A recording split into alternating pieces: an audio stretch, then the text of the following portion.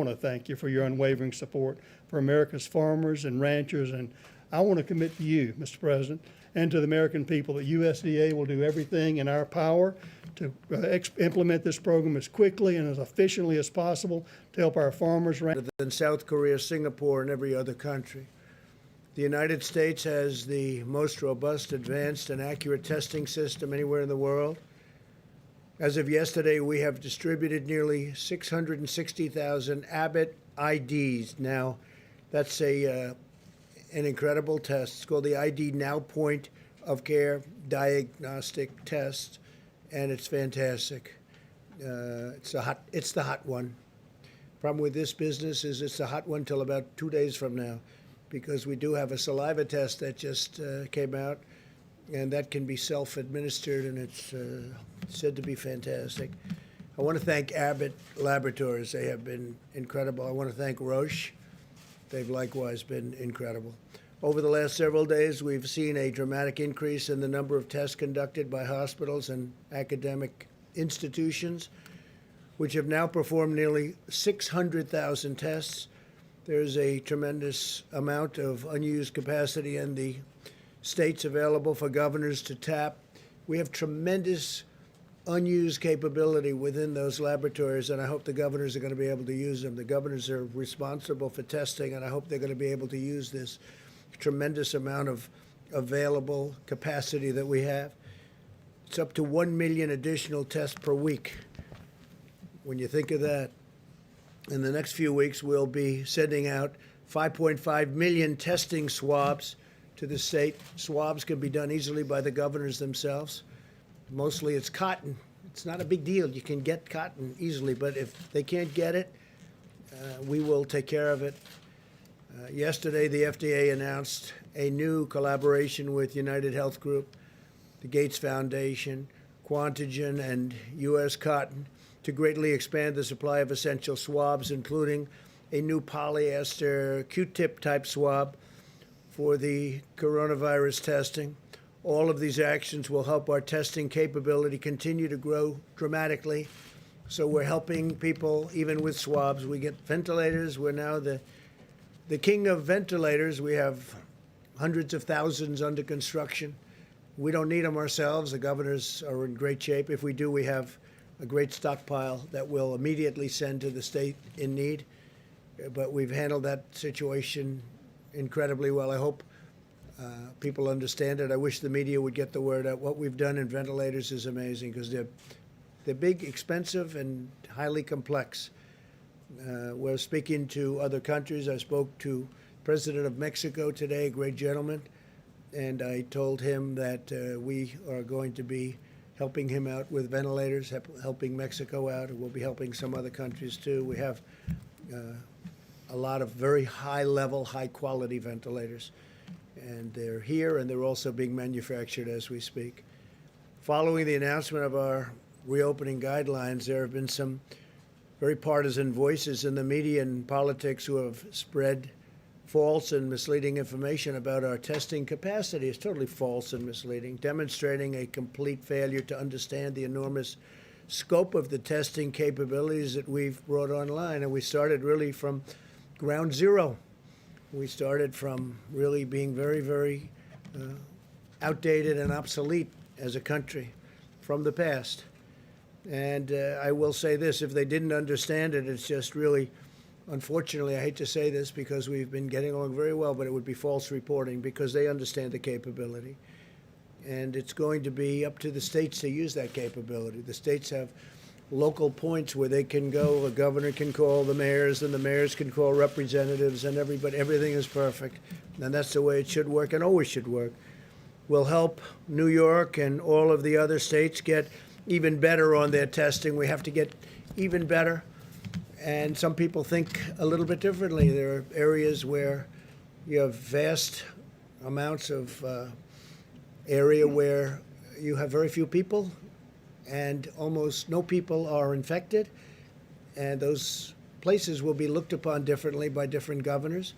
And I think you're going to have a lot of news coming out about that over the next few days. I think certain states are going to come online, and they're going to start the early stages of the puzzle that we're putting together.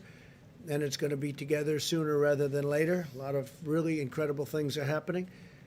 And at some point in the not too distant future, we're going to have our country back. And it's going to be, I think, really with what we're doing on stimulus and helping people keep their businesses together and their lives together and their jobs, it's going to be better than ever before. I hope so. I really do. The current conversation is reminiscent of what happened on ventilators. You remember that, when requests were made far beyond what was objectively needed.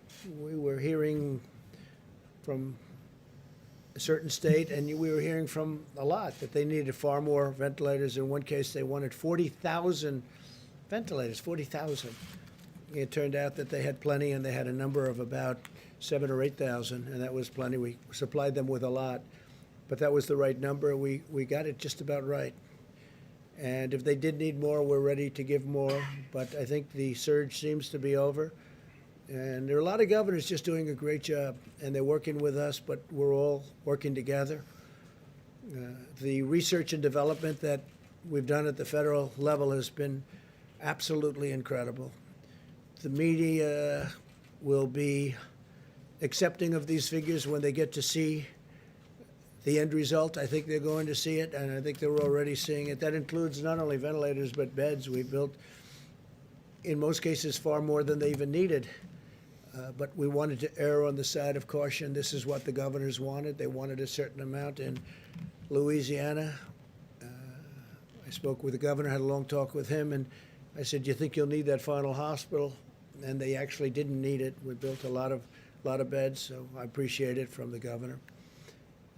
And we saved building a hospital. In New York, we did, I think, just a spectacular job at the Javits Center. And even sending the ship up we brought it into COVID, but they didn't really need it. It didn't get much use, but it was there and ready. It wasn't supposed to be used for that purpose. We changed it into that purpose. And it was there, ready, willing, and able. Same with Javits, but they didn't. The more granular details from my colleagues who will be following me. I think they asked me to give the 40,000-foot one because I'm not a testing person. I didn't run a testing lab, but I'm part of a team that is looking at this, of how we can best make sure this happens in the right way. So first of all, let me say something that we said before, and I apologize if I'm repeating things that you already know, but I think in some respects it's important to do that so that people have clarity in what we're talking about. There are two general types of tests, even though within each general type there are different subgroups. One of them is to actually test for the infection. Is a person infected? The other, and I'll get back to that in a second, the other is to test, as was just mentioned, if someone has been infected. Usually someone has been infected who has recovered, and as I'll get to in a moment, that you could assume, although we need to do some more work on that, that person is actually protected against subsequent exposure and infection with an identical organism.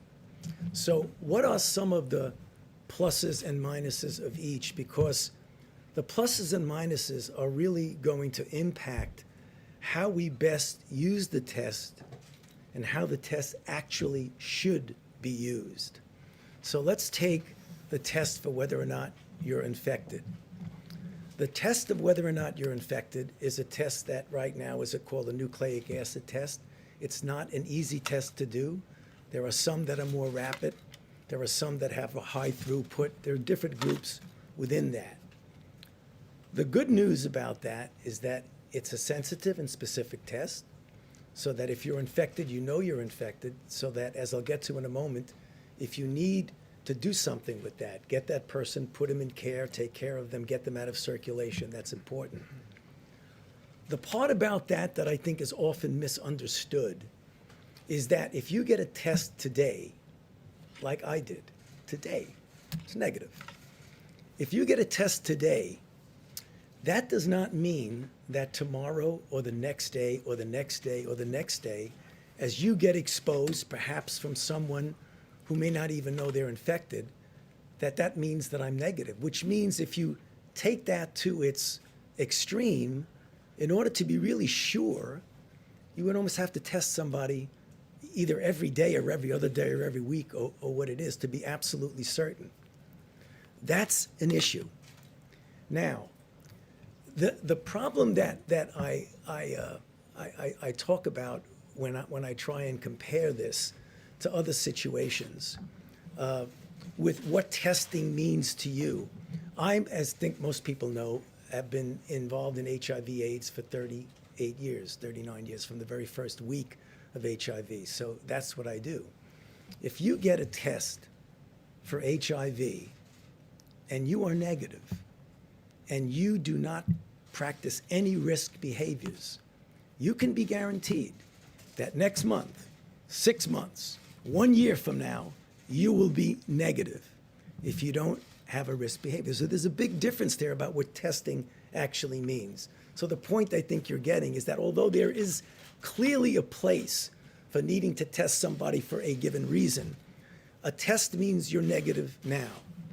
Now, the other test is an antibody test, a test that tells you, in fact, that you've been infected. That's really good. You're going to hear a bit about that from my colleagues in a moment, because that will give you a broader view of two things. One, what the penetrance of the infection had been. And number two, you can make an assumption, though we still need to prove that. I mean, we are assuming that if you're infected and you have antibody, you're protected. And I think that's a reasonable assumption based on our experience with other viruses. But what we want to make sure that we know, and these are some of the challenges, what is the titer that is protective? How long is the protection? Is it 1 month? Is it 3 months? Is it 6 months? It's a year. So we need to be humble and modest that we don't know everything about it, but it really is an important test. The other thing is the difference between testing and monitoring out there, what's out there. The difference between what we really need it for phase 1 is to be able to identify, isolate, contact trace, a very important part of when you're pulling back gradually and slowly on the mitigation, and you have people who might be infected. You want to know they're infected. You want to put them in care. That is something that we absolutely need to do. But there are other ways. I want to make sure people understand that not to underestimate the importance of testing. Testing is a part, an important part, of a multifaceted way that we are going to control and ultimately end this outbreak. So please don't anyone interpret it that I'm downplaying testing. But the emphasis that we've been hearing is essentially testing is everything, and it isn't. It's the kinds of things that we've been doing, the mitigation strategies that are an important part of that. Now, just a couple of things before I hand it over to my colleagues. No doubt that early on we had a problem. I have publicly said that we had a problem early on. There was a problem that had to be corrected, and it was corrected. It was a problem that was a technical problem from within that was corrected, and it was an issue of embracing the way we have now and should have the private sector, who clearly has the capability of making and providing tests at the level that we will need them for any of the things that I've just spoken about. So, having said that, right now, I totally understand, and I'm not alone, my colleagues understand, that although we say there are X number of tests out there, and you're going to hear from Admiral Giroir about that, the fact is there have been and still are situations that are correctable and will be corrected, and some of which have been corrected. I know I get on the phone a lot with my colleagues because, believe it or not, some long time ago, I was where they are, in the hospitals, in the emergency room, looking at very sick individuals that you need to take care of. And I know what it means when someone tells you, hey, you have what you need, and you look around and you say, well, maybe you think I have what I need, but I don't really have what I need. So we have to figure out, how do we close that gap? And there are a lot of things that I think we've learned and that we are correcting and going to correct.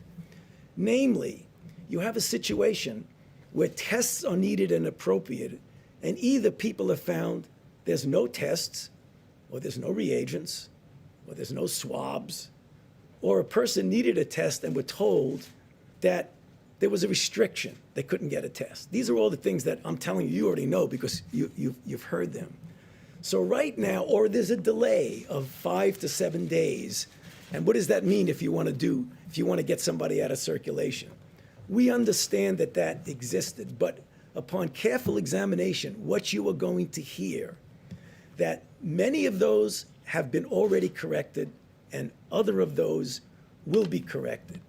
Because what I think people don't appreciate through no fault of their own is that there are two issues. There's supply and demand. And if you have a supply that can meet the demand, but the supply is not connected to demand, then supply-demand falls apart. What do I mean by that? I mean there is existing capacity that we have that for one reason or other maybe has not been fully communicated as to the availability of that existing capacity, and you're going to hear about that now. There's production capacity that gets better and better and better. And that's what we're talking about, because for what we need now, we believe that with better communications, we'll be able to make that happen. So I know there's going to be a lot of questions about that. I don't want to go on too long, but let me just finish by saying, given what I've just said and what I believe what you're going to hear, that for what we need in the first phase, if these things are done correctly, what I believe they can, we will have and there will be enough tests to allow us to take this country safely through phase one. Thank you. Thank you, Dr. Redfield. Thank you, Mr. Vice President. I want to make a few comments here. First, I want to talk a little bit about CDC has developed multiple systems to monitor disease outbreaks. I think many of you are familiar, for example, how we monitor for foodborne illness or how we monitor for antibiotic resistance in hospitals. Well, we've also developed a system to monitor for upper respiratory tract disease. If I can get the first slide there. This is an example because when we talk about what we know about this current pandemic, the reality is we know a lot because we've developed these monitoring systems. Up on the slide is a system that we've developed initially for flu, and what it does, as you can see, there's a multiple different flu seasons, and they track them over the course of a year. I want you to look at the red line, and that happens to be this year's respiratory season. And you see there's a peak there up over the 50-52 week, and that peak was when we actually had a peak of Influenza B.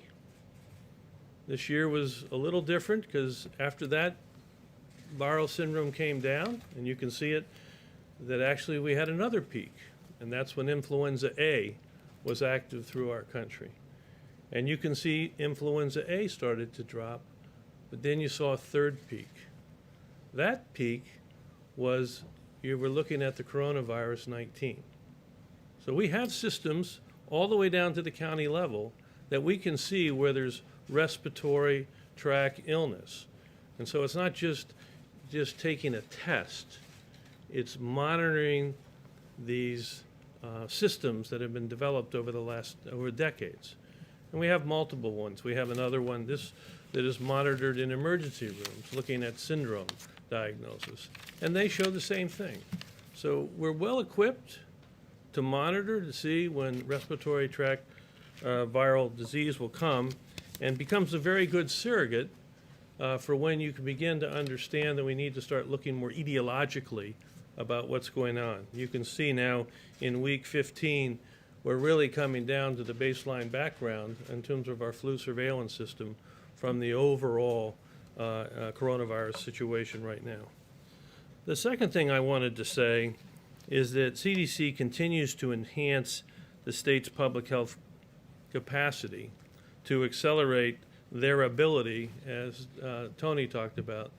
It's critical as we open America again, to diagnose individuals that present with influenza-like illness or coronavirus-like illness, to diagnose them, be able to isolate them and to be able to contact trace around them, and then diagnose the contacts and those that are coronavirus positive to go back and do their contacts. This is to the traditional public health approach, which was started in this outbreak in January and February and was quite successful when, as I mentioned before, through February 27th, this country only had 14 cases. We did that isolation and that contact tracing, and it was very successful. But then when the virus more exploded, got beyond the public health capacity. But right now, CDC is enhancing that public health capacity. And if I can get the second slide, I want to show you that this is just showing, as we sit here today, that CDC has embedded in these health departments in all of these states across this country more than 500 individuals. We also have an additional almost 100 individuals that are working on more than 20 coronavirus outbreaks that are going through all these states. And finally, at the direction of the President, we've been asked to further enhance this deployment in each of the states, as the Vice President said, so that there's additional public health personnel to help accelerate the state's ability to basically move forward aggressively, and we assist them so they can operationalize the President's guidelines to open up America again. So I just wanted to make those points for you today. Great job. Thank you. Dr. Burks? Thank you, Mr. Vice President, and thank you, Dr. Fauci and Dr. Redfield, for all of that clarity. If we can have the next slide. I'm going to go back to what Dr. Fauci was talking about, just to emphasize those points about the two types of tests, and I'm going to talk about a third one. So first, we all know about sampling in the front of your nose. To all of the labs out there and to the providers, you don't have to use the nasal pharyngeal swab anymore. You can do front of nose sampling. And again, as Dr. Fauci talked about, that is sampling for the virus itself that replicates in your nose and, as we know, throughout some of the respiratory tissues. The second test is, of course, then your immune response to that infection that's in your nose. And so that's the antibody test. And so those are the two tests we want to talk about. But I want to come back to something that both Dr. Fauci and Dr. Redfield said, and we covered yesterday. Testing is a part of the exquisite monitoring that needs to occur in partnership with CDC and state and local governments, utilizing the surveillance systems that are available, what we just talked about, the flu surveillance system, because we no longer have flu, and the syndromic respiratory system that is across the United States. And you can see it's going back to baseline so that we'll be able to see at the community level any deviation from that baseline. In addition, what we talked about yesterday was adding that asymptomatic component, because I think you'll see as more and more articles come out for surveillance and monitoring that other states have done, higher and higher antibody in multiple individuals who don't remember having a sickness. And that will give us an idea. That's our asymptomatic monitoring in these sentinel monitoring sites. And what did we talk about yesterday? We talked about nursing homes, we talked about indigenous people, and we talked about vulnerable people in the inner city, really ensuring that something that is so small that can't even be seen on the surveillance monitoring will be able to be seen in the asymptomatic. And so those are the two tests that we have, one available now, two that have been approved, or three by the FDA. I want to just leave you with my last concept on the antibody tests. Antibody tests have different specificity and sensitivities. The FDA, FDA has been very cautious about the antibody tests, because I know you see reports every day of countries that have ordered the antibody test and found that they were 50, 60, 70% faulty. So we're taking that very seriously, because you never want to tell someone that they have an antibody and potential immunity when they don't. And so those tests perform better when there's a high prevalence or high incidence of disease. So we want to work with mayors around the United States as those antibody tests become available to really see what it is in first responders and healthcare workers in the highest prevalence states, so that we can know about the quality and the real life, real field experience of those assays. Because things can look very good in the lab, and then when you take them into the field, sometimes they're not as good. I've learned this lesson repeatedly in working around the globe. The next slide. So this is what we have asked commercial and diagnostic companies to be working on. Because when you talk about multi-millions worth of tests, the way we do this in the United States today for strep, for influenza, and for malaria is we test for the antigen. Now, we don't know right now if you shed antigen in the front of your nose. And so that is the question that scientists and companies are working on right now, because that becomes a simpler test. Now, the flu test, I think many of you will look it up tonight. You will see that outside of the flu season, because of the specificity of the test, it doesn't work so well. So these are tests we're working on today that would be like a screening test.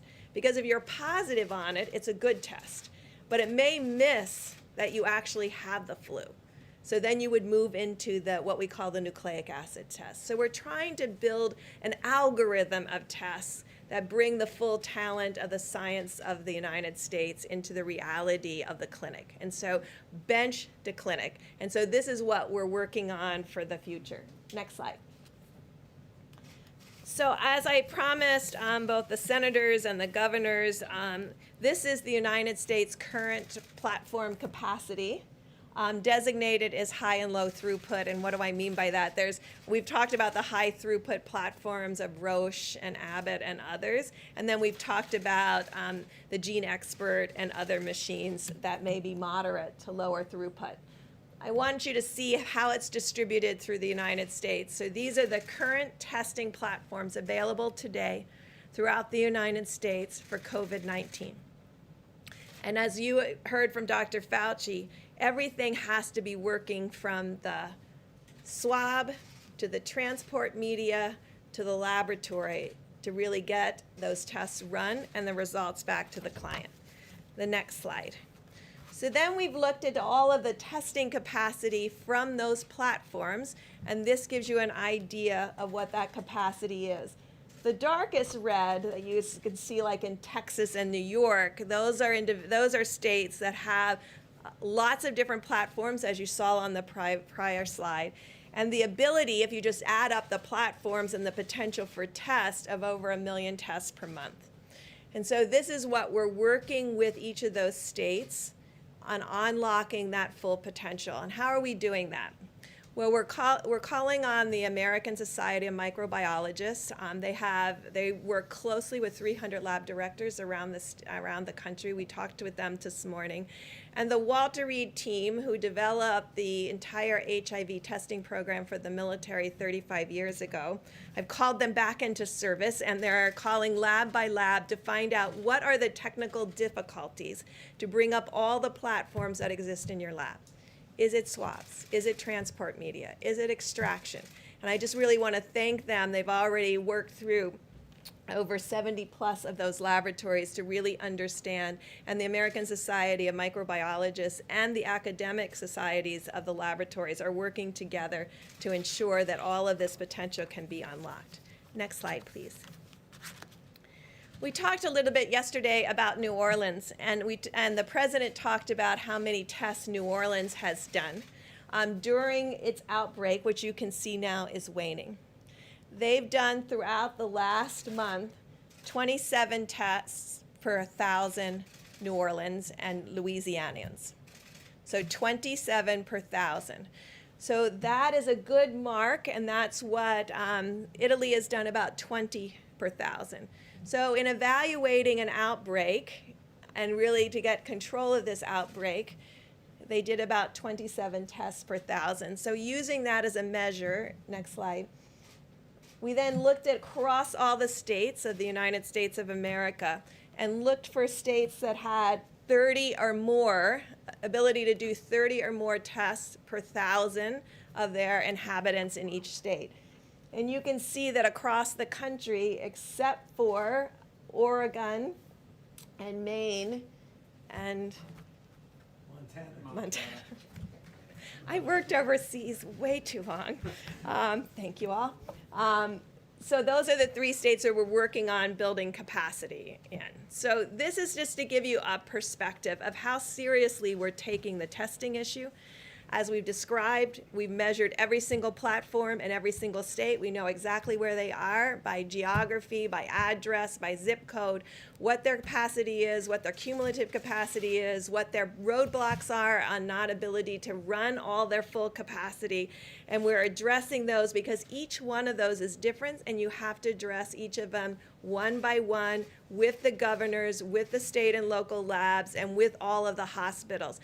I have not come across one laboratory or one laboratory director or one society that doesn't want to contribute to solving this issue of testing and ensuring that this testing is available for everyone. There is a strong, just as all the Americans have social distanced, in behind everyone, we don't often talk about the laboratories, we'll talk about the nurses and doctors on the front line. Behind all of them are the laboratory technicians and laboratory directors who are coming in every day and putting things together to ensure that every single person that needs to be diagnosed is diagnosed.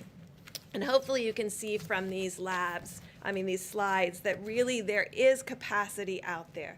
It is our job working with the states and having the state in the leadership role and the laboratory directors in the leadership role to provide support to ensure that all the potential for testing in the United States is brought to bear. I just want to end with, these are nucleic acid tests.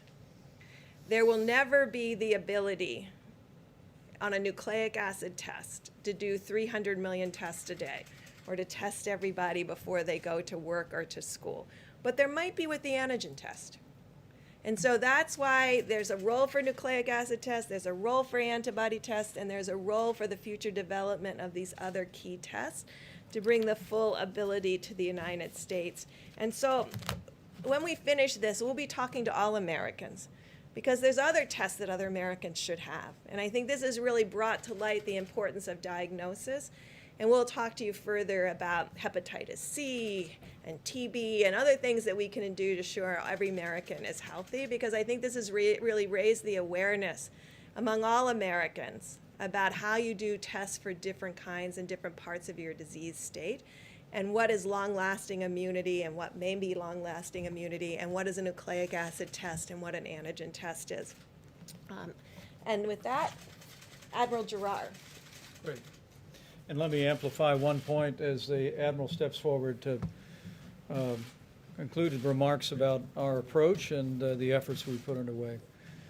Governors across the country have been working very closely with us to roll out the level of testing that we have today. And all the information we presented to you is going to be reviewed in the days ahead with all of our governors. Our objective is to connect every one of America's governors and state health officials to all of the labs that are currently able to do a coronavirus.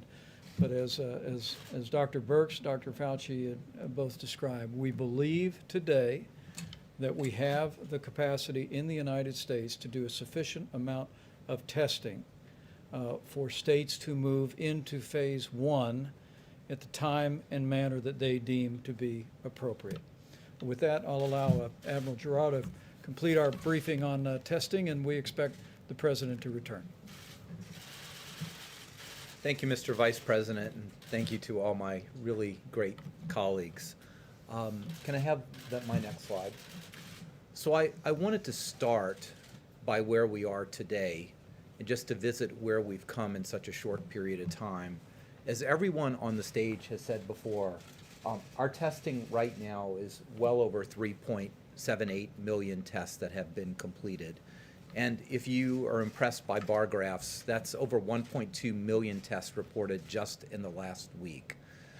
Ambassador Birx talked to me a little earlier, and she said, you know, we only do about 2 million molecular tests a year for HIV, something that's been developed for 35 years. We're now doing twice that number of tests in a month. for a disease that has never been known before, that there's never been a test developed before, and that's sort of where we are and where we've ramped up. I also want to give you a little idea. The lighter blue or lighter gray is our ID Now tests. So we talk about them a lot because they are a point of care test that can be between 5 and 15 minutes. And they have a very specific role, but they're not for everybody. If you've got to screen a few thousand people, 4 tests an hour doesn't get you there on a machine. You have to use some of the larger, higher throughput items. But they have a very important role. And again, coming into the market at 50,000 per day is really an important adjunct to us. She talked about the Gene Expert from Cepheid. Very important. We don't talk about that very much, but it is one of the backbone mobile point of care, not as easy to do per se as the Abbott, but it is a point of care test that really carries tuberculosis screening all through Africa. There are these machines, you saw that on her slide. Every one of the 50 states has this in over 600 sites, and they've done over 700,000 tests just on that relatively low throughput but very important platform. Next slide, please. I wanted to give you an idea sort of how the tests are distributed and how they're changing over time. On the left are the state public health laboratories, and although their numbers are relatively small, about 350,000, the state public health laboratories are absolutely critical. They're an absolutely critical core component of our testing. Not only were they there early and first, but they also do things like support outbreak investigations in nursing homes or investigations in certain plants that have a close proximity with everyone because of their work environments. They also do testing on many people who do not have the opportunity to be tested elsewhere, and they are performing outstandingly well. ACLA, I know we hate acronyms, but the American Clinical Laboratory Association. This is America's commercial industrial backbone that we're standing behind the president and the vice president. And when I was there a few weeks ago in the Rose Garden, this is the LabCorp, the Quest, the BioReference Laboratory, Mayo, Sonic, and ARUP. And you'll see they've done almost 2.3 million tests. This is the very large, high throughput machines that Dr. Birx talks about. And I want to be clear about this group is that it doesn't matter where you are. I just took one of the largest labs and I said, map out for me where you are within 10 miles of where you are, every site in the country. And when you do that, within 10 miles of a site of one of these, 93% of the US population is covered. These are truly national reference labs that cover almost everybody within the United States. So if you cannot get a test at your hospital, the chances are overwhelming that you could send this to these labs that are fully caught up now. They have no backlog of tests. They've ramped up their production, so their turnaround time is about 48 hours because you may need to transport it from the middle of America out to a lab and result that. But that's really very, very, very good. The American Hospital Association, also academic labs. As the vice president and the president have said, as more and more labs come online, they're increasing the amount of testing that are done just at the hospitals or at academic medical centers, now almost at 600,000 tests. And again, matching the other slide I had, the Abbott point of care test, just to give you a distribution. And that point of care test is being used very importantly in very select populations where a point of care test is really needed. That could be in some hospitals where someone needs to know exactly if a person is positive or not to go on a clinical trial, or in a nursing home investigation, or sometimes to get people screened to go back into the work environment. Most people don't need a point of care test. In fact, a point of care test cannot replace the millions of tests that are here on the other side. Next slide. I don't know how interested you are in swabs. I did not know a whole lot of swabs before a few weeks ago. But there's 2 points I want to make with these slides is, yes, there have been constraining elements. And they're constrained for a couple reasons. Number one, because this is an unprecedented scale up of this type of very sophisticated molecular test that has never put a demand on a system like we have. When we started out a few weeks ago, there's very specific one type of swab only get it one place in the US, one place in Italy. And we were stuck with that for a while because it's not just the quantity, it's the quality. What I don't want to do is put a lot of things in the system to make people believe that this is a good test when it hasn't been validated by the FDA to say that a positive is a positive and a negative is a negative. But over the past weeks, both the scientific community, the Gates Foundation, academic medical centers, the FDA, have really opened up our ability to not stick that all the way back in your nasopharynx, but do the anterior nose, and to greatly broaden the amount of swab types that are available. So we are really at a point right now that by the end of April, we'll put another 5 million swabs in addition to everything that's out there now. And by the end of May, over 12 million new swabs in the system, more than enough to obtain the capacity that we need. Next slide. For these molecular tests, you take a swab and you stick it in a test tube. And that test tube has to have a specific kind of liquid in it. And when we started, it was viral transport media, a very special kind of media. The CDC has a make-your-own recipe. If you're interested in cooking, you could probably do that. But it has a lot of ingredients that go in there, but still very limiting. We've worked with many, many different laboratories. We've worked with the FDA. So now PBS, phosphate buffered saline, a kind of just laboratory-grade salt water can be used for this. This greatly opens the ability to expand the test to support all the capability that Dr. Birx talks about. And again, by the end of April, we will have put well over 5 million new tubes of either viral transport media or saline into the system. I am going to get to a conclusion here, but this was going to be more of a technical briefing. Next slide. So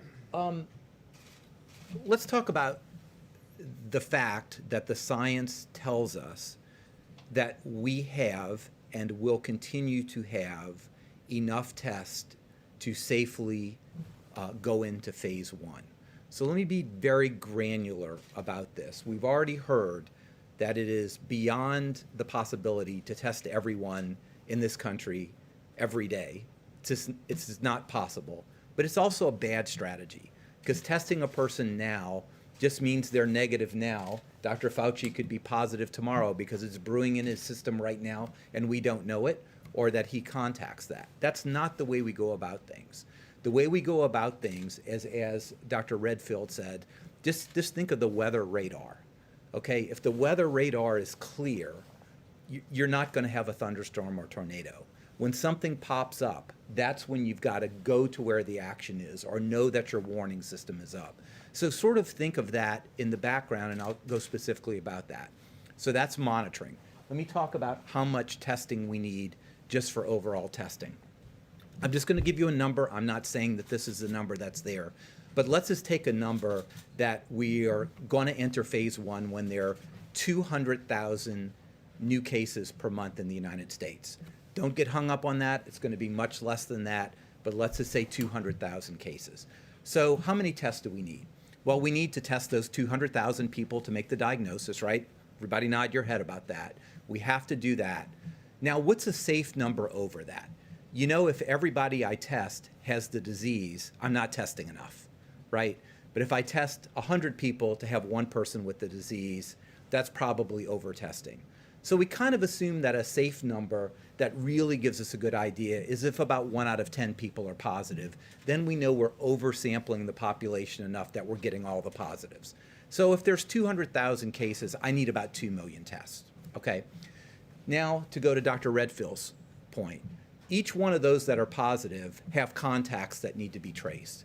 And on average, the CDC tells me that for every positive, there are about 5 contacts that really need to be traced. So let's assume that those 200,000 people have 5 contacts. So now we have an extra million tests. So 2 million tests out there to detect the 200,000 cases, an extra million out there to trace those contacts. So we're up to about 3 million cases. If you want to put a fudge factor, say that's 4 million tests, okay? Those are generally done at the main hospital labs, the commercial labs, state and regional labs. All this can be done, as well as some of the labs talked about by Dr. Birx. Next slide. The second group of testing fits exactly perfectly with the influenza-like surveillance system that Dr. Redfield talked about. This is the monitoring. This is sort of the radar, the weather radar that it would be out there, that we're not testing people who are symptomatic. We want to do testing on people who are asymptomatic, because you can have asymptomatic carriage. You know, you could have this virus and shed it and not have symptoms or only mild symptoms. So what is the strategy here? The strategy here, this is an unprecedented strategy, okay? This is really unprecedented. But we're going to do between 300,000 and 500,000 tests per week in the most vulnerable populations that we know that the virus could circulate. And what are they? Number one, nursing home and long-term care facilities. We know that from the history of this virus that can circulate and be devastating, and it could circulate even in a way that you don't have symptoms. So we're going to survey in a very controlled way, driven by the CDC, supervised by the CDC, surveys over, we may not get to everyone, but surveying in the areas to cover in a selective way the 15,000 or so nursing homes. Secondly, we want to work in vulnerable members in cities. And this is the way we think about that is community health centers. I'm a huge fan of community health centers that are led by HRSA. There are about 30,000 community health center sites. They take care of 30 million people, children, adults, elderly. They care for about 1/3 of Americans below the poverty level. They are arrayed to take care of our most vulnerable populations. So we want to survey asymptomatic people in those community health centers. We also want to do in some of our indigenous population, and you know very early I was out here bringing machines to the Indian Health Service, and in fact, 1,800 members of the Public Health Service provide care to the Indian Health Service, and their director and chief medical officer are both admirals in the Indian Health Service. Plus workplace monitoring, particularly for workplace environments that may have very close contact or may have a high risk, and some of those could be agricultural facilities. So let's just total that up. We have 200,000 people who need a diagnosis. To make that diagnosis, we want to test 2 million. Okay, so that's 2 million. We're going to contact trace with 1 million. And let's just throw you a fudge factor of about 25% on that, so that's 4 million. And we have this background testing of about 400,000 per month. So to safely do the testing, we need to be in the range of 4.5 million. You followed my numbers because I want you to understand per month. Pardon me? For phase one. For phase one, right, for phase one. And I want to tell you that's really how it adds up, and that's where we are. Right now we're doing about 1 million to 1.2 million per week. We are going to continue to push that farther and further as we open up the laboratories and we're able to open all the supplies that we need for that. And I think that's where I would like to end. Thank you. Thank you. I'll ask the team to step back up for questions, and we do anticipate, as his schedule permitted, that the president will be returning momentarily. Please. You talked about phase one. Will there be enough testing for phase two? Do you have to ramp up capacity for that, or how do you deal with that? That's a very good question. All right. Yeah, that's a great question. And what we will be doing is monitoring how much we have to use in phase one to really help inform phase two. Because the really unknown in this, to be completely transparent, is asymptomatic and asymptomatic spread. And so if we find that there's a lot of asymptomatic individuals that we find in this active monitoring in what we are very much concerned about, the most vulnerable, then we will have to have increased testing to cover all of those sites. And as we've made clear to the governors and other health officials, we're going to continue to scale the testing. As the president's made clear, we want governors and states to manage the testing operations in their states. We've given criteria, we've given guidance for how we think that would best operate. But we're looking for the states, we're looking for the governors to manage it.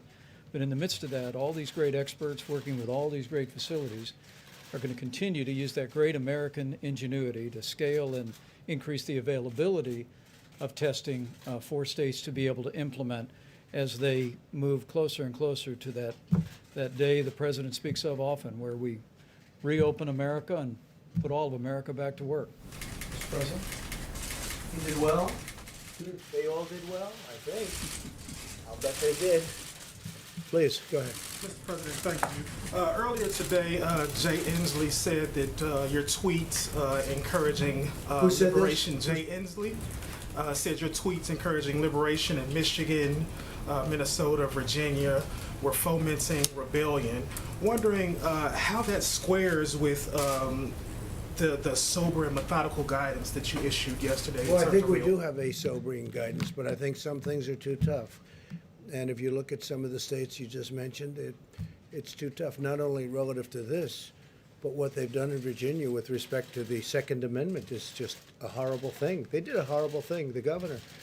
And he's a governor under a cloud to start off with. So when you see what he said about the Second Amendment, when you see what other states have done, no, I think, I feel very comfortable. Go ahead. Thank you, Mr. President. Just to be clear, when you talk about these states, Michigan, Minnesota, Virginia, do you think that they should lift their stay-at-home orders, or can you talk sort No, of but I specific? think elements of what they've done are too much. I mean, it's just too much. You know the elements because I've already said, but certainly a Second Amendment and Second Amendment having to do with the state of Virginia, what they've done in Virginia is just incredible. Okay, please. Sir, are you concerned, though, that people coming out in protest are going to spread COVID to other people? They're congregating in ways that health experts have said they should not. No, these are people expressing their views. I see where they are and I see the way they're working. They seem to be very responsible people to me. But it's, they've been treated a little bit rough. Please, Linda. Thanks, Mr. President. I'm curious about some more of the dynamics we might see as the country begins reopening, as you put Yeah. it, kind of like a puzzle. So as you've mentioned, we have states where we're already seeing their curves begin to flatten, but then there are others like Florida or more rural parts of the country where they aren't projected to peak for weeks or even months. So can you talk a little bit about some of the difficulties that those later peaking states might face if they need to stay locked down for longer, even as other places around them are starting to open back up? Well, we're seeing great numbers in almost every state. We're seeing big drops. We're really seeing, in terms of beds, the numbers we have to look at are the beds being occupied, people going, which is essentially people going in. That means that you have fewer people that are sick, fewer people that feel they have to go to a hospital, and those numbers are dropping really precipitously. So I think that we're just seeing a lot of good signs. Now, a place like New York, New Jersey, and certain parts of Louisiana. Louisiana has been incredible lately when you look at that drop. That drop has really been great. Michigan's had a hard time, but it's starting to do well. So I just think Illinois is another one. You know, you look at some of the numbers, but everyone is dropping, and they're dropping rather quickly. We don't have any hotspot that's developed where all of a sudden you say, well, other than we did have a meatpacking plant or two where incredibly we had some, you saw the number was rather incredible that took place in that plant. People could ask about that. I wonder who owned that company. It was a weird situation, but generally speaking, it's been very good. The numbers have been really improving greatly. Please, in the back. Thank you, Mr. President. U.S. intelligence is saying this week that the coronavirus likely came from a level 4 lab in Wuhan. There's also another report that the NIH, under the Obama administration in 2015, gave that lab $3.7 million in a grant. Why would the U.S. give a grant like that to China? The Obama administration gave them a grant of $3.7 million. I've been hearing about that. And we've instructed that if any grants are going to that area, we're looking at it literally about an hour ago, and also early in the morning. We will end that grant very quickly, but it was granted quite a while ago. They were granted a substantial amount of money. We're going to look at it and take a look, but I understand it was a number of years ago, right? So you are when did ending you it. hear? When did you hear was the grant was made? 2015. 2015. Who was president then? I wonder. Okay. Yes, ma'am. And Mr. President, we know negotiations are underway for the next round of funding for small businesses. Yeah. If tens of billions of dollars went in a matter of days the first time, will this next relief package be enough? Well, I think it will certainly, it's going to get us to a point that's going to be rather beautiful. We think that that will be the point, and it could be they'd want more, but maybe at a certain point we're going to stop. It's been a tremendous success. It's been executed flawlessly. SBA's done a very good job, but the banks have done a great job, whether it was Bank of America or Wells Fargo. The community banks have been incredible. I think we had over 4,000 community banks. A lot of people didn't know you had that many banks, but 4,000 community banks, they gave the money out.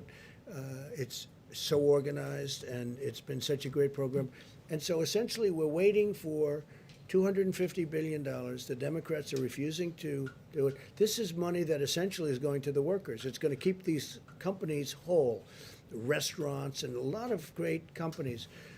And it's a small amount of money relative to what it represents, because it represents small businesses, it represents them staying in business. And you know, when you look at it, people don't know, small businesses represent approximately 50% of the power of our business enterprises. Not all the big monster businesses that you read about every day. It's all of these small businesses when added. It's something that should be approved by the Democrats. The Republicans want it badly, and the people want it very badly. If I could just follow up on that. Nearly 10% of the loans that were given out were for $5 million, but some small business owners say they can't even get a loan for $100,000. Is that acceptable? Well, they would get that, but they have to approve it. Nobody knew it was going to be this successful. Don't forget, when you say the money's gone, see whether that happens or not. The payroll, I put it out there, the payroll tax cut would be a tremendous incentive for this country. Steve? China now says its coronavirus death toll in Wuhan is 50% higher, Yep. up to about 4,000. Does that sound like a credible number to you? Well, you know, when I listen to the press every night saying we have the most, we don't have the most in the world deaths. The most in the world has to be China. It's a massive country. It's gone through a tremendous problem with this, a tremendous problem, and they must have the most. So today I saw they announced that essentially they're doubling up on the numbers, and that's only in Wuhan. They're not talking about outside of Wuhan. So it is what it is, Steve. It is what it is. What a sad state of affairs. Investigation into whether the virus escaped from this lab in Wuhan. How active is that, and when do you Well, expect to we're hear? looking at it. A lot of people are looking at it. It seems to make sense. They talk about a certain kind of bat, but that bat wasn't in that area. If you can believe this, that's what they're down to now is bats. But that bat is not in that area. That bat wasn't sold at that wet zone. It wasn't sold there. That bat is 40 miles away. So a lot of strange things are happening, but there is a lot of investigation going on, and we're going to find out. All I can say is wherever it came from China, in whatever form, 184 countries now are suffering because of it. And it's too bad, isn't it? And it could have been solved very easily. When it was just starting, it could have been solved really very easily. Yeah, please, Vivek. Thank you, sir. So about the 80 million payments that have gone out, that you mentioned, you said that less than 1% have had snafus, but that could be 800,000 snafus. So we've also seen reports. Well, I'm just saying, it's less than 1%, and the snafus are very minor. You're not they were talking about fixed. No, massive excuse me. numbers of dead people who've received. No, they were 80 million payments went out over a period of a few days. And they caught certain mistakes that they made, but this is a tiny amount of mistakes. I can tell you mistakes that were made in government where wrong countries were signed, okay? 80 million, this has been a tremendous success. And any mistake that was made, they've been caught. And it's less than 1%. That's a very good percentage, I can tell you, for government. I mean, how about the Obama website, the Obamacare website, where they spent $5 billion on building a website that you could have built for peanuts? Okay. If money went out to deceased people, is the government going to get that back? Yeah, anything that was sent out, it's like sometimes you send a check to somebody wrong. Sometimes people are listed, they die, and they get a check. That can happen. You're talking about, I guess the number is about 80 million people. Yeah, sure, we'll get that back. Everything we're going to get back.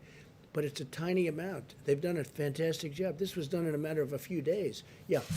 Your campaign said today that they are planning on resuming rallies before the election. Is there a timeline that you're looking at? Would it be restricted to certain states? Have you thought about how that would work? Well, I hope we can do rallies. It's great for the country. It's great spirit. It's great for a lot of things. To me, it's a tremendous way of getting the word out. If you look at our success rate, we've had tremendous success. We win where we have rallies, including endorsements of candidates. Our success rate is, I think, unparalleled. There's nothing like it. So I certainly hope we can have rallies. We'll find out. I don't like the rallies where we're sitting like you're sitting. I mean, you got many reporters outside trying to get into this room, and I come in, I'm looking at this room, and I see all this. It loses a lot of flavor. It loses, to me, a lot of flavor. But I hope we're going to have rallies. I think they're going to be bigger than ever. I will say this, the rallies that we're having until we had to stop with regard to the problem that we had here, the rallies were bigger than they were, I think even substantially bigger. We go into the biggest arena and we turn away 20, 30,000 people sometimes. And in one case, I think they said in New Jersey, we had 175,000 people show up for an arena that holds 9,000 people. And they showed up. And the reporters even reported that. That was almost shocking to me. But I hope we can resume rallies because I think they're an important part of politics, actually.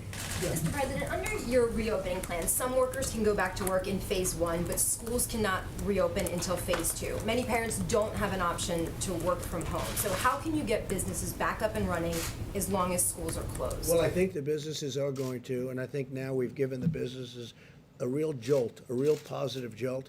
They're able to keep their employees. You know, without the employees, if the employees leave that area, if they leave, you know, who knows where they're going, or if they get another job maybe someplace else, you're not going to have the same business. So we gave them money to hold their employees. They're going to do that. We hope we can do $250 billion more. It's absolutely so inexpensive compared to what it represents, and we hope that's going to happen. But I think, I really think, look, you see it with the stock market. The market was up 700 or 800 points today, and if you would have told me that we would have a virus, the likes of which this world has not seen since 1917, which was the Spanish flu, where anywhere from 75 to 100 million people were killed, and that we'd have a stock market that's not far below its all-time high. And it's starting to get a little low. You know, then you had a 1,000-point increase and a 1,200-point increase. So now we have a stock market that's at a point where it's not very far away from where it was, and we've gone through a closed, literally a closed country. Remember this also.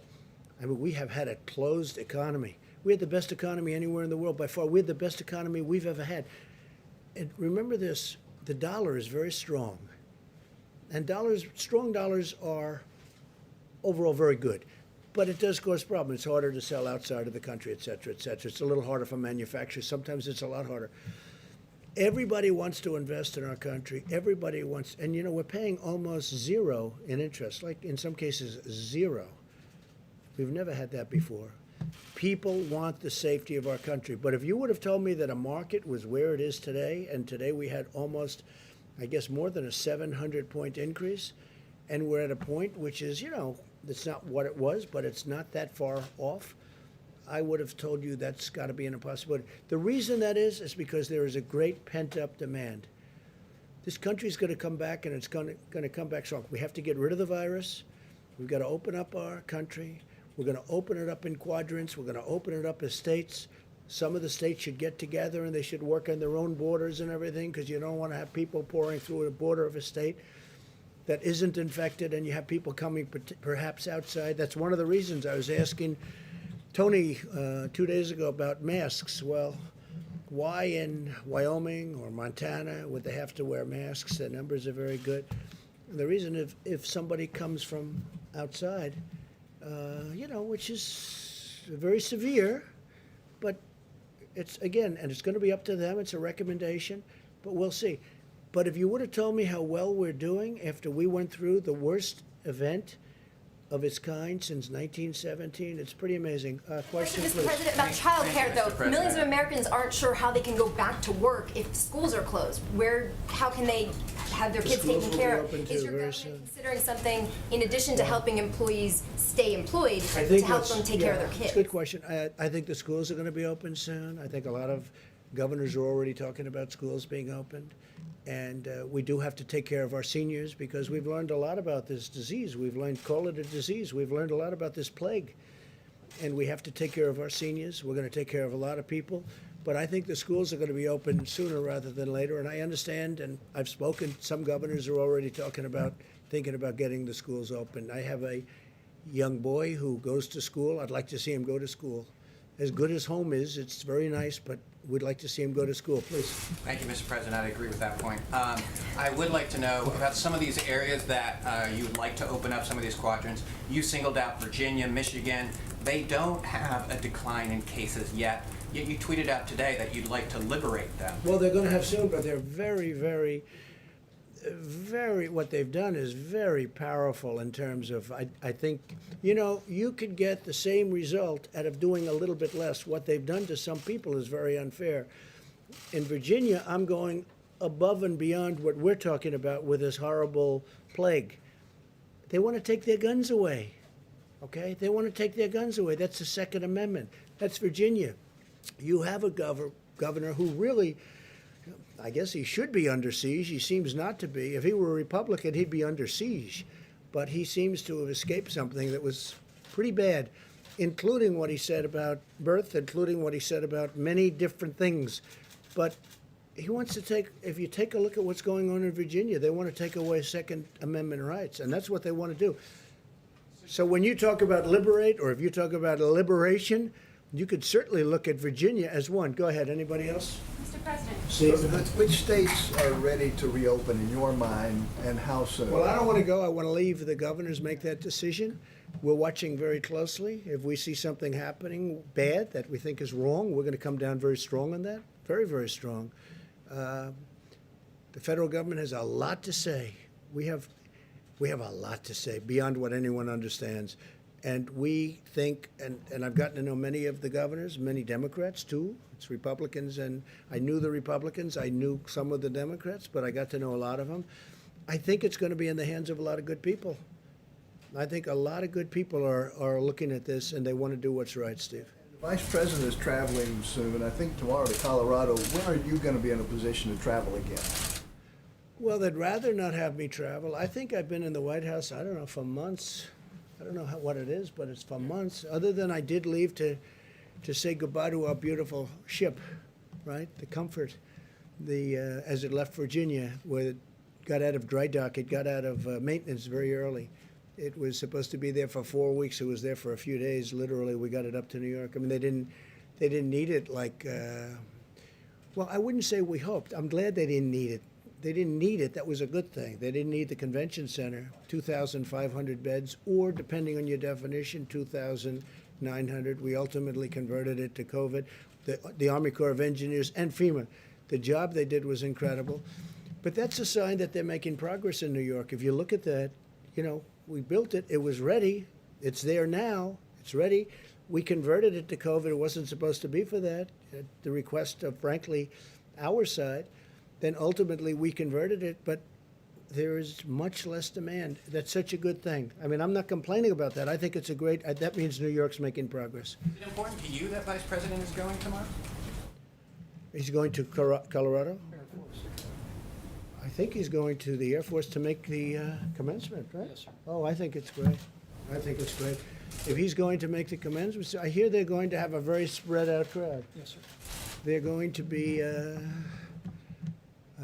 I will say, they are going to be socially very good. They're going to be very far apart. That'll be very interesting. I think I'm going to watch that one. No, they're going to be, they're going to have a good spread, a good distance apart. I spoke to Mike about it. No, I think making the commencement speech, I'm doing it at West Point, which I look forward to. I did it last year at Air Force. I did it at Annapolis. I did it at the Coast Guard Academy. And I'm doing it at West Point. And I assume they've got it. And I understand they'll have distancing. They'll have some big distances, so it'll be very different than it ever looked. Do I like the look? No, I don't. And eventually, next year, they'll have a commencement which will be like it's been, like when people like this, our great admiral, has done such a great job, when he graduated from where he graduated, me too, we're nice and tight. And that's going to happen again. I don't want people to think that this is going to be like this forever, but for a period of time, we're going to have to keep it that way. That includes baseball games and football games and other things. But eventually, as this virus goes away, it's going to be better and better. Director, it's going to be better and better, and we're going to get our lives back to the way they were. You know, one thing that bothers me, a couple of restaurateurs called, and they said, I mean, sir, I barely made a living with 150 seats. Now, if I do what they want me to do, I'll be down to 25 seats. And I can't. I said, yeah, but you're not going to be there forever. And he didn't really know that. He thought that they were going to take 150 seats, move it down to 25 to 50 seats, depending on the way he laid it out. He said, don't worry about it. Eventually, you're going to be back to the scene that you used to have, which was, look, I could tell you about, and I'm not going to do it because I didn't want to bring it up, but I could tell you about events that took place. And I said things like, you'll never do that again, or you'll never do this again, or I don't even want to mention the events. I don't want to mention what you're supposed to be doing. Because, and you know, one of them was so horrible. I said, a certain industry will be out of business, never happen again. 2 weeks later, it was like nothing ever happened. Hopefully, we get rid of this. We have tremendous talent up here and all over, including governors, including local governments, state governments. I look forward to the time, to me, when we can really normalize. But normalizing is being back to where we were. Yeah, please, go ahead. Mr. President, some of your allies are calling for China to be stripped as host of the 2022 Olympics. Wondering what you make of that. Is that something that you would consider, or? So I just made a deal with China where they're going to put in $250 billion of product. They're going to be buying 50 from 40 to 50 billion in farm. I want to see what's happening with China. I want to see how they're doing on it. Are they fulfilling the deal, the transaction? We have a lot of discussions going on with China. Let me just put it this way. I'm not happy, okay? I'm not happy. And I spoke to them, and this could have been shut down a long time ago. They knew it, and we couldn't get in, and in all fairness, World Health couldn't get in, and that's why I wish they took a different stance. They took a very pathetic stance and a very weak stance, but they say they couldn't get in. But ultimately, they got in much sooner than anybody, but they didn't report what was happening. They didn't report what was happening inside of China. No, I'm not happy with China. Yeah, please. Mr. President, I wanted to ask Dr. Fauci, could you address these suggestions or concerns that this virus was somehow man-made, possibly came out of a laboratory in China? You studied this virus. What are the prospects of that? There was a study recently that we can make available to you where a group of highly qualified evolutionary virologists looked at the sequences there and the sequences in bats as they evolve, and the mutations that it took to get to the point where it is now is totally consistent with a jump of a species from an animal to a human. So, I mean, the paper will be available. I don't have the authors right now, but we can make that available too. Follow up, sir, on the protest that we've seen of people wanting the economies to open. Does that concern you, though, as a health expert, when you see folks congregate, and are you worried if that's encouraged? Well, I mean, I'm looking at it from a public health standpoint. I certainly can understand the frustration of people. But my main role in the task force is to make recommendations to protect the health and the safety of the American people. And I would hope that people understand that that's the reason why we're doing what we're doing, and hopefully we'll put an end to this. Thank you. And I will say this, I'm very, very satisfied with the decision we made, listening to experts, listening to my gut, the feeling of the Vice President, and really many others. When we put it all together, look, if we didn't do what we did at the time, we could have lost more than 2 million people. I really believe that. I could show you charts of other places that gave it a shot and they're not doing well. And I would show it to you right now. I don't want to embarrass anybody, but they gave that a shot. It's an automatic. I mean, everybody would say, let's do that, until they sit down and start thinking. And we could have lost more than 2 million people. We could have lost more than 2 million. Could have been much more than that, by the way. We have one that says from 1.6 to 2.2, but it could have really been more than that. But I looked at one in particular, one country in particular, that is using the herd mentality, not working out very well. Now, with all of that being said, we have to get back to work. We'll be crossing lines very soon in many cases. In some cases, we're well on the way down. In other cases, we're right at the top and heading down. We're heading in the right direction. I saw some numbers from New Jersey, which was having a very tough time at starting. He's doing a terrific job, the governor, Phil Murphy, starting to get some really good signs. I looked at some of the New York numbers. They're starting to get, they've been devastated, obviously, but some really good things are starting to happen. So if we would have done something different, first of all, it would not have been sustainable. You would have had people, they would have been furious at you and me and everybody up here. It would not have been sustainable. Because you look at some of the hospitals, as an example, a certain hospital right near where I grew up in Queens, and you had body bags all over the floor of that hospital. You know the one I'm talking about. All over the floor of the hospital. Now multiply that times 12 or 15, because that's the kind of numbers you're talking about, 12 or 15. And it would not have been, there would have been an insurrection. Nobody would have understood that. Whereas right now, nobody can be blamed, and there is no blame. We're all in a situation that was caused, that should have been solved long ago.